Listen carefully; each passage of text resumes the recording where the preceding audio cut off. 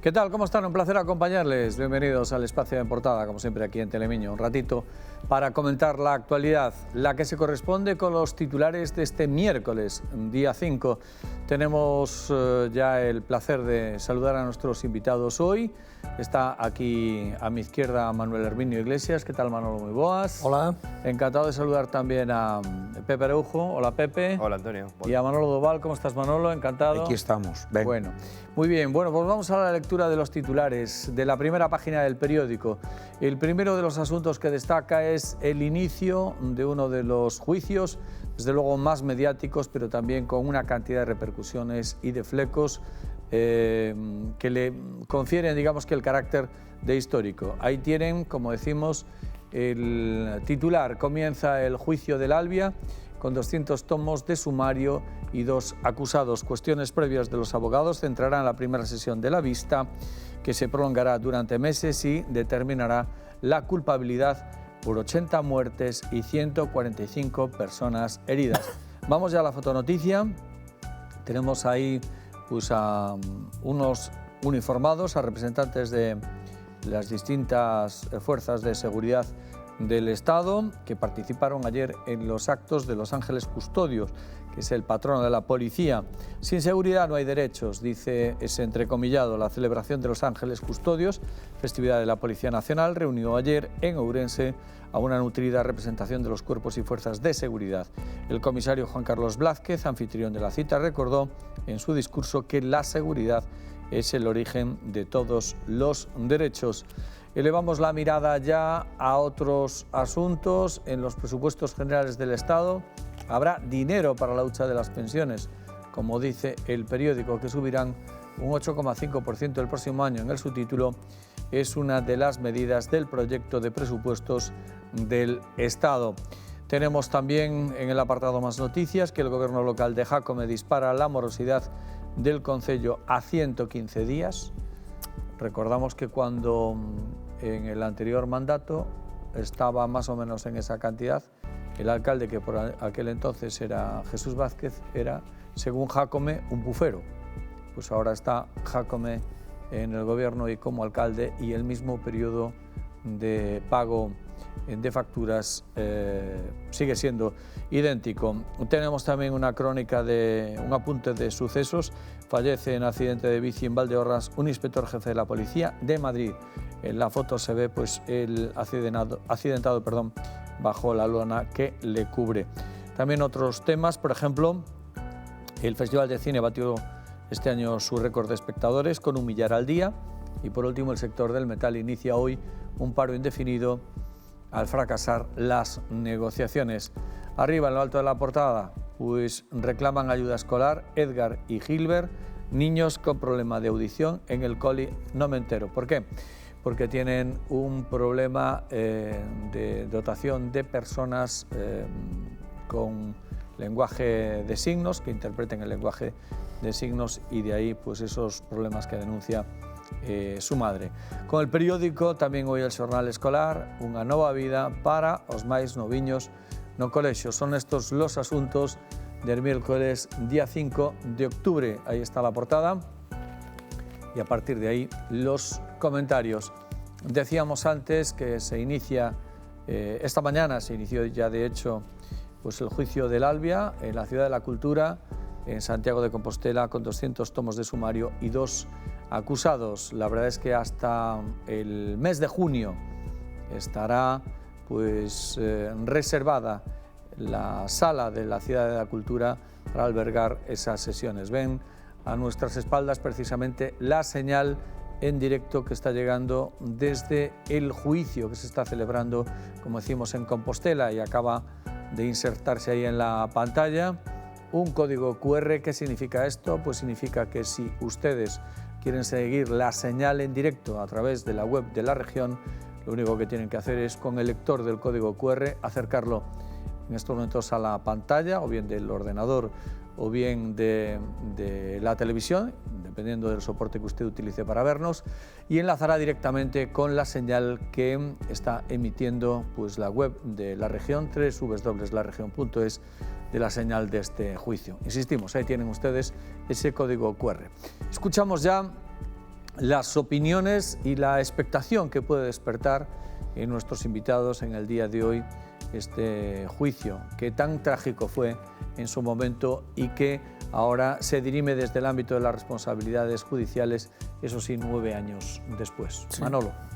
Bueno, a xusticia non vai solucionar nada, se acaso este xuicio pode intentar clarificar un pouco máis as causas que levaron a un tráxico accidente, que parece ser que todos os indicios apuntan a que, bueno, unha chamada telefónica pois un pouco descolcou o responsable en ese momento do tren e nada máis, e que logo despois veñen outra serie de elementos que ao mellor si tiñan que estar en funcionamento, pois era que ao mellor unha reducción de velocidade cunha serie de avisos previos ante unha curva que está xa entrando en Santiago, non queda nin un kilómetro de Santiago, o sea que eu entendo que a curva non é culpable porque estás entrando en Santiago xa e habría que reducir velocidade, pero posiblemente eso fora un elemento. E eu auguro que todo este xuicio solamente vai a valer para eso, para clarificar se acaso un pouco máis as consecuencias, porque se chegou a ese punto, pero auguro que nunca vai a pasar as penas, non van a pasar de 2 anos, si acaso de que hai penas de cárcel para algúns dos acusados, non pasarán de 2 anos, co cual o problema sempre sigue sendo o mismo, que morreu, e que valga para tomar medidas no futuro e que realmente non volvan a ocurrir estas tragedias. Bueno, pues escuchamos también las opiniones tanto de Pepe como de Manolo. Pepe, por favor. Pois eu a verdade é que me poño na piel das familias, dos que perderon aos seus familiares ou daqueles que saíron feridos do accidente e que pasaron aquel terror, e supoño que perderían un pouco a esperanza na xusticia, non? Porque se hai que esperar tanto para que se clarifique unha situación, pois eso fai que se cuestione o sistema judicial, non? Ou que se cuestione o sistema en general. Sí. E, polo tanto, o que debería camiñar a administración do Estado e a das comunidades autónomas, bueno, e a dos concellos, evidentemente, a ser máis áxiles na solución deste tipo de cousas, non? E a partir de aí, eu supoño que o xuicio será necesario tamén para clarificar as responsabilidades e as indemnizacións que teña que haber aos familiares, non? Quer dicir, porque despois detrás de familiares todo isto... e xente que quedou con secuelas. Claro, despois de todo isto hai exactamente un montón de xente que quedou con secuelas e demais, hai xente que ao mellor tuvo que deixar de traballar, vai tú saber se hai alguén que quedou tiradísimo desde o punto de vista económico, desde o punto de vista psicolóxico, no, e todo eso habrá que clarificarlo e habrá que compensar a toda esa xente. Así que, bueno, o que sí me impactou foi o que a infraestructura que se montou para o do xuicio na Cidade da Cultura, non? Me chamou a atención. Gastouse casi 1 millón de euros precisamente en acomodar ese espacio. Sí que me impactou, bueno, que penso que é unha obriga, neste caso da Administración Autonómica, non? Para darlle cabida a que se clarifique dunha vez por todas esta cuestión. Pero en todo caso, o da lentitude dos procesos judiciais é algo que algún día ojalá encontremos a fórmula para acelerar os procesos, porque senón sempre se quedan moitísimas dudas sobre si tú te enfrentas a algo así, si podrás salir vivo da situación. Isto a min recórdame tamén a, por exemplo, solicitar a lei da dependencia da Xunta de Galicia, que chegan concedidas cando xa morreron os maiores. Pues, non sei, vai por aí a lentitude, neste caso, da Administración. Vale, antes de que hable Manuel, recordarles, por situarles a todos ustedes, que las imágenes en vivo que están viendo ustedes a nuestras espaldas son las que se corresponden con la señal en directo del juicio que se está celebrando, como apuntaba Pepe, en Santiago, en la Ciudad de la Cultura. Y les recuerdo una vez más que ese código QR que ustedes ven en sus pantallas, en la parte inferior izquierda, es un lector que les lleva, si acercan su teléfono móvil y lo leen con el lector de códigos QR, les lleva directamente a la web de la región, que está enlazando precisamente con esa señal en directo de la primera jornada del juicio. Ahora sí, Manolo. Sí. Bueno, os familiares que perderon ali os seus seres queridos, aqueles que quedaron con secuelas, aqueles que quedaron nunha situación moi complicada, pois desde logo iso é un verdadeiro drama, é que pouco lle resolve. Aínda que os indemnicen con moitísimo diñeiro, hai cousas na vida que non teñen precio. E e, por lo tanto, unha delas é esa. Evidentemente, ten que deixarse claro todo. As infraestructuras cada día teñen que ser máis seguras, pero o que está claro é que mentre intervén a persona humana, os fallos en determinadas, cando un vai solo nun coche, pois pode efectivamente causar un problema, pero cando, como neste caso, nun avión ou neste caso nun tren, depende prácticamente todo do que faga un maquinista, pois unha sola persoa pois é moi complicado.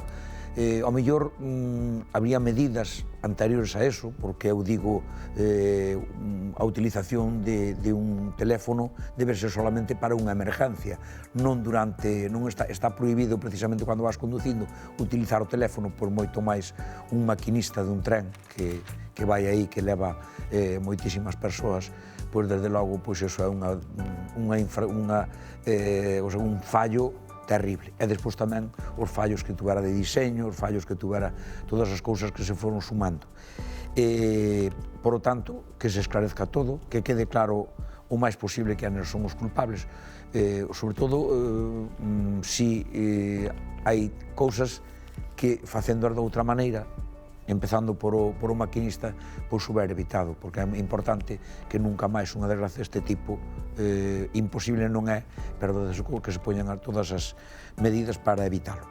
En cuanto ao tema da xustiza, neste caso é un xuicio complicado, pero Araújo podes mirar en cualquera xuicio, por sinxelo que sexa, que o tempo desde que se producen os feitos hasta que se resolve, pois pasan 2 anos, 3, 6, 8, e xa non digamos se as partes recurren. Cando termina no Supremo pode tardar máis tempo que isto incluso. Que ocorre? Tamén o que dice a xustiza, o que dice da seguridade, pois tamén a xustiza, se é áxil, se é tal, pois entonces é xusta. E se tarda moitísimo tempo, a veces é bastante injusta. E incluso pudera ocurrir, e digo porque houve personas no meu mundo no que traballei que me decían, pasou tanto tempo que eu non me acordo. Ao mellor dixen que sí, ou aceiteino, e non me acordo, porque fixen varias trastadas, e ao mellor esa foi unha delas. Xa foi tempo me acordar aquel día ás 8 onde estaba, con quen estaba, tal. Entón, iso é o que é. Que fan falta? Mais medios. A xusticia ben, agora modernizouse, agora cambiou radicalmente, pero sigue arrastrando un déficit de medios humanos e técnicos. Funciona moi rudimentariamente. De feito, aí estamos dicindo, a cantidad parece que debía estar todo nunha... Os presupostos xerais do Estado levan nun pendrive. Bueno, pois hai que... hai non sei cuántos centos de miles de folios, e veña peritacións, e veña tal, e todo en soporte de papel, a ver quen é capaz de ler todo eso, e posiblemente, por ser tan voluminoso, pois tamén é difícil de chegar a conclusións claras. La verdad es que no es fácil resolver una cuestión de esas características. Solamente un dato en lo que comentaba él.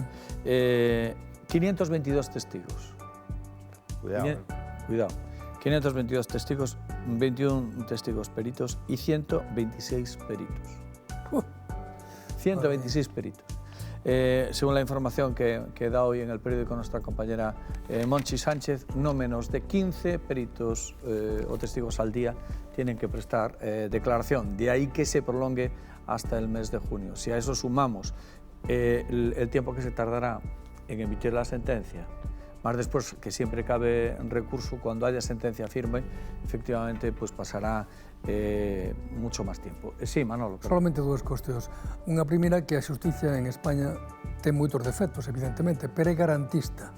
O ser garantista permite que poda haber moitas interpelacións, moitas probas para demostrar, etc.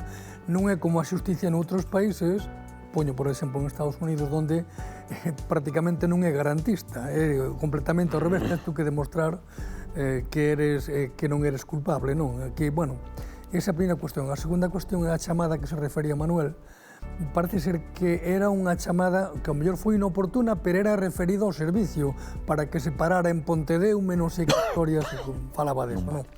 Bueno, o certo é que o fallo humano está aí, e que, posiblemente, outro fallo que había técnico era de non haber un avisador ou algo antes de entrar nesa curva, para que realmente houbera unha reducción 1 kilómetro antes de velocidade ou algo así, non? E, bueno, o demais xa se ve o que hai. Hai cousas que son impagables e que non teñen solución. Se acaso aclarar algo nada máis. Vamos a la pausa para la publicidad. Nos vemos dentro de unos instantes en la segunda parte.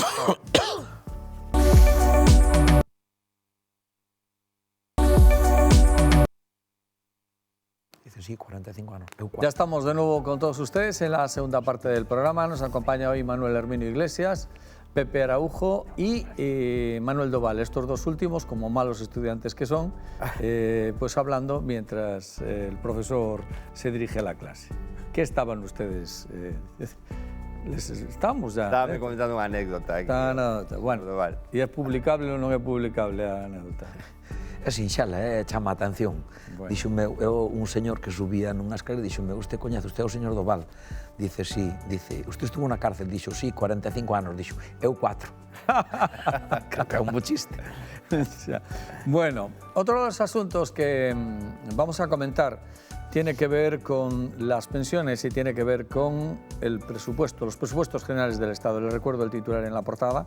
Habrá dinero para la lucha de las pensiones, que subirá un 8,5% el próximo año. Es una de las medidas del proyecto de presupuestos del Estado. Señor Araujo, habrá que pagar de pensión aquí a esta xente. Claro que sí. 8,5% máis. Que opinión Bueno, o que parece como que lanzan como unha boa noticia o de que asignan diñeiro á hucha das pensións, non? E iso parece que nos últimos anos era como retirarlle diñeiro á hucha das pensións. Que garantizan unha subida de 8,5%. Sí.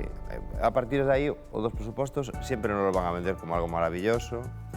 É certo que é un éxito para o goberno de turno, neste caso, gobernar, non gobernar con maioría absoluta, conseguir uns presupostos é un éxito, non? E a partir de aí, pois, supoño que os grandes beneficiados serán, como sempre, o País Vasco e Cataluña. Aquí seguiremos sin ter a inversión necesaria para as grandes infraestructuras, seguramente non aparecerá nada ou moi pouco da autovía Ourense-Lugo, por suposto que non falaremos do tema da circunvalación norte, nin estaremos ao tanto da nova estación de tren, desa maravillosa estación que íbamos ter e que xa non temos, e ese largo etcétera de cousas que levamos desde fai décadas pedindo para Ourense e que nunca chegan. Claro, hai que lle contentar aos independentistas cataláns para que nos voten os presupostos. Non sei se Manuel Herminio está moi de acordo con esa cuestión. E entonces, e os vascos, claro. Entonces, bueno, pues a partir de aí, foto de Pedro Sánchez e de Yolanda Díaz. Esta muller, a verdade é que está traballándose moi ben un espacio novo, hai que recoñecerlo, que habilidade ten, increíble, me parece increíble, o a habilidade que ten esta galega para colocarse no escenario político do Estado. E nada, que Dios reparta suerte. Eu, de todas formas, alégrome de que aos meus compañeros de tertulia, igual que a miña nai e aos ourensáns, lle suban algo as pensións, porque boa falta lles vai a facer para enfrentarse á cesta da compra, é dicir, porque ao final é insignificante o que lle sube a pensión comparado co que se disparou o coste da luz, o coste do gas, o coste da cesta da compra e demais. Manolo. Sí, non, moi ben, moi ben. Bueno, eu estou moi contento porque me situaron entre os ricos, porque estou por encima dos 20.000 euros. E iso está, iso ben, digo, xa son rico, xa son tal. E a miña, eu sempre cando escoito que os traballadores, eu pensei que era traballador, pero estou moi contento porque agora, pois estou nese tema. Eu teño que decirlo así para que quede clarísimo que eu fui un funcionario 45 anos, traballei arreo, non estuve ali lendo o periódico, que hai que ler o periódico de vez en cuando. E fun 18 anos e medio autónomo. Creo que merezco a pensión e, por lo tanto, a min que me chamen de que son de la clase media, pois a verdade é que me molesta. Eu fun un traballador, sempre definíme que fun un humilde traballador e o que fun, non fun outra cousa. En cuanto ao tema dos orzamentos, hombre, pois eu alegro-me que o Estado teña uns orzamentos e que, desde logo, que sea xusto non somente cos pensionistas, que sea xusto no reparto equitativo de cosa. Cando hai un dito que eu quedeime con el para sempre, que dixo Alfonso Guerra, que dixo que cando... Non foi Alfonso Guerra, foi o presidente extremeño, dixo o ex-presidente extremeño, dixo que os que querían comer a parte que querían comer máis, cando chegaba a hora de repartir. E entón, a min eso sí que non me gusta. Aprobar uns orzamentos do Estado con moito debate, con moita cousa, con unha tendencia, é moi importante, cada un goberna en función das súas ideas, e todo iso é importante. Pero cando se aproban uns orzamentos a base de concederlle a unhas comunidades autónomas ou a uns independentistas a cambio de sacarlle aos outros, aí xa non estou de acordo, porque non é o xusto. Non é o xusto, igual que estes días cando se decía que é que os vascos, alguén decía, non, os vascos poden facer un pouco co tema fiscal o que queren porque eles teñen un cupo aparte. O sea, que eses podían facer porque tal, non. Vascos e navarros. Bueno, o Navarro non decía nada. Os navarros ainda non aprobaron no Parlamento ou non dixeron que iban a aprobar unhas medidas fiscales de deflación. Pero tamén teñen cupo os navarros. Sí, teñen, non, sei que teñen cupo. Entón, quero decir que non me gusta. A mí gustame que facemos os presupostos no Estado pensando en todas as comunidades autónomas e que todos os españoles son iguales. Xa esos que tú dis xa teñen prebendas, e se non revísense, por razón que houbera sido, e os do outro lado, os catalás, xa tuveron multitud de prebendas en infraestructuras, con 20 ou 30 anos. Agora están les tirando por a borda, pero foron con 30 anos por diante dos demais españoles da media, xa non digamos con outros. Pero bueno. Bueno, vamos a ver, a mí encanta me retranca a veces e dame un pouco de alegría, non, que haya retranca nestas contestacións. Vamos a ver, eu non digo que non teñan prebendas ou non que non as teñan, pero máis prebendas que ten Madrid non as ten nadie, que é a capital do Estado, donde as empresas se poden centralizar tendo o seu elemento de traballo en outras partes do Estado, pero cotizan en Madrid. Elemento clarísimo. Entonces logo Madrid dice, non, nos estamos subvencionando a parte do Estado. Non é así. En ese aspecto son dos que penso, en principio, que tiña que haber que as empresas teñen que cotizar a parte donde traballan na súa comunidade. Porque senón, que sucede? Moitas empresas importantes galegas cotizan en Madrid, pero desarrollan a súa función en Galicia. E logo depois nos dicen que somos subvencionados. Bueno, en fin. Segundo, en cuanto se fala un pouco, con un pouco de alegría, de que o País Vasco e Cataluña, hombre, vamos a ver. Eu non defendo o independentismo, pero quen desactivou a independencia foi o goberno actual. Quen desactivou a independencia foi o goberno actual. Segundo, alégrome muchísimo que nos suban as pensións, tamén nos subiu a vida muchísimo. E non acabo de entender por que os pensionistas temos que seguir pagando o IRPF, o sea, nos siguen descontando. Si iso non lo descontaron toda a vida. Chegou un momento que non sei o por qué. Pero bueno, alégrome de eso muchísimo e que haya no fondo de pensións cuartos. Por qué? Porque antes dilapidáronse 65.000 millóns de euros para liberar a banca, para liberar moitas historias destas e eran do fondo de pensións. E depois, sabe, outra cuestión tamén que me parece... A mí é unha cosa que me parece moi positiva desta legislatura. Non é que eu sea favorable a este goberno plenamente, que ten acertos e desacertos, pero pareceme unha cosa interesantísima. Por primeira vez, neste Estado, hubo un goberno de coalición, cos seus defectos e cos súas virtudes, que non se parece aos gobernos italianos, donde duran 6 meses, 7 meses, un ano, e andan cambiando. Vai aguantar unha legislatura, co cual quere decir que no futuro, ao mellor, tamén habrá gobernos de coalición, dun color ou do outro, e é importante que se aguanten as legislaturas. É moi importante eso. E por último, tamén hai unha cuestión que a mí me parece bastante a desenvolver. Os presupostos a veces son unha tabla orientativa, non quere decir que se vayan cumplir plenamente, non? Pero Araújo antes decía que se empeza, que está a variante norte. Hombre, hubo antes gobernos moito tempo de outro color e non empezaron para nada no tema. Non empezaron para nada. Estás empezando malamente. Bueno, pues sí, estás empezando. O sea, quere decir que a veces, hombre, non se pode ser tan parcial e hai que ser un pouco máis ecuánime. Este goberno non fixo grandes despropósitos, non destruiu o país, non fixo nada deso. E, bueno, pues, a ver o que saldrá despois, xa veremos. A mí parece interesante a subida das pensións, sobre todo porque a xente menos pudiente pode un pouco salir máis reforzada e non o 0,25 cando o Partido Popular lle subiu nada máis. A ver, Manolo, sí, despois. Pero, vamos a ver, por favor. Eu son un demócrata, por tanto, quedache clarísimo que eu, porque non vou creer eu nun goberno de coalición. Pero mira, botáchelle máis flores hoxe a un goberno que ten todo menos eso. O botache un montón de flores. Falache de que desactivou. Mira unha cousa, non se desactiva, desactivouse porque se desactivaron eles porque cometeron a barbaridade máis grande que se pode cometer nun país contra a propia Constitución do Estado español. E, por tanto, que tú me veñas agora con esas cousas parece que perteneces ao partido político. Eu procuro aquí non parecerme a ningún partido político. Son crítico, pero son crítico cando dices que gobernaron outros e tal. Xa che estuve dicindo antes, cando gobernaron outros, eses que tú citaches, e os outros, precisamente Cataluña, cousa por sempre vendes.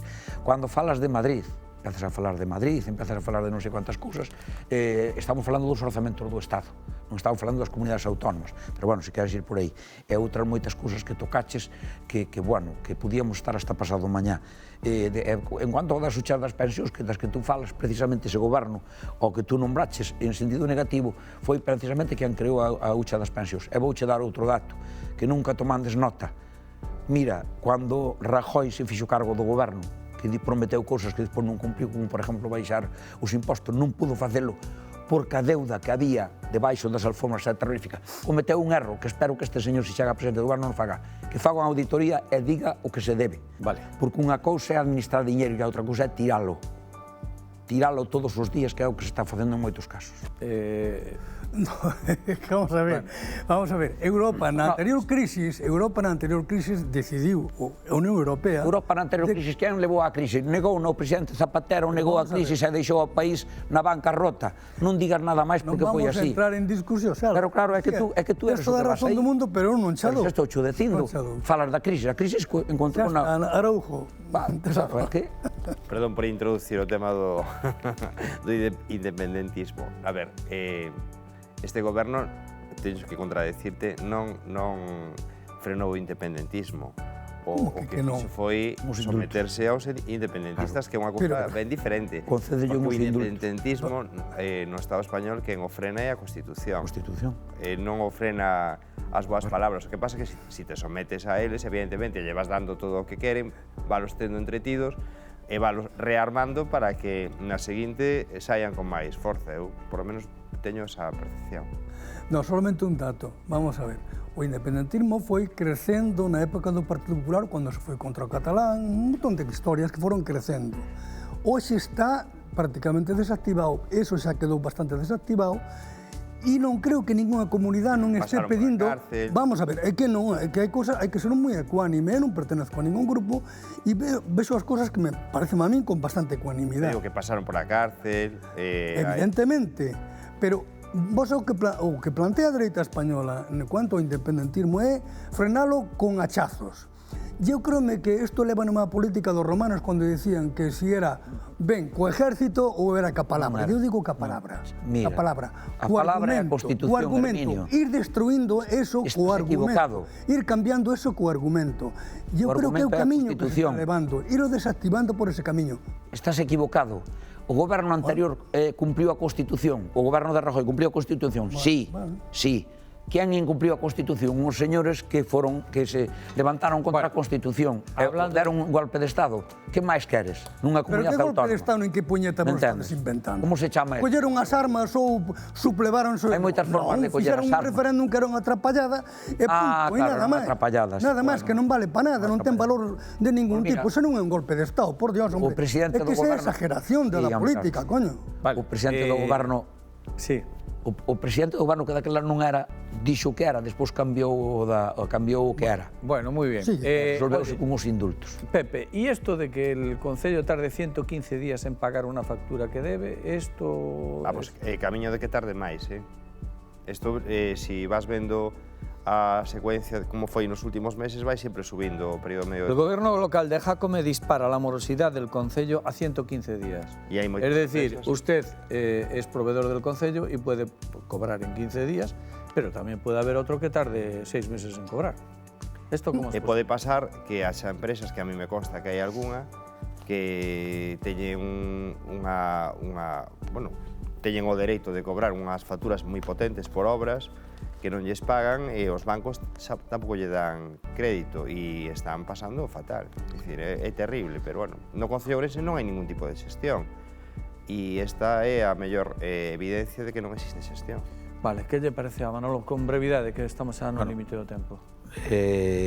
o proveedor ten que cobrar puntualmente. Quero pensar que ademais é unha cuestión máis de xestión que non de dispoñer de diñeiro, seguro que teñen cosa. Pero mira, hai unha cosa con respecto aos proveedores, tanto que se critica, e aí don Herminio seguro que recorda que as administracións foron terriblemente morosas, sobre todo os concellos. Houbo un goberno que puxo a todos os proveedores ao día, cobraron todo, puxeronos ao día. Lamentablemente, nin o venderon, nin moitos o tuveron en conta. E daí nace o pan de plaga a proveedores, o sea que daí a obligación de pagar nuns determinados plazos, que antes non había ninguna norma, debían diñeiro os concellos, as administracións e tal. Bueno, por lo menos hai unha norma de cosas... Sí, pero que non se cumple. Que non se cumple, pero bueno, as responsabilidades tamén de que non as cumple, pois tamén terán que responder antes. Vale. Isto ven a demostrar que predicar é unha cousa e depois que funcionen as cousas é outra.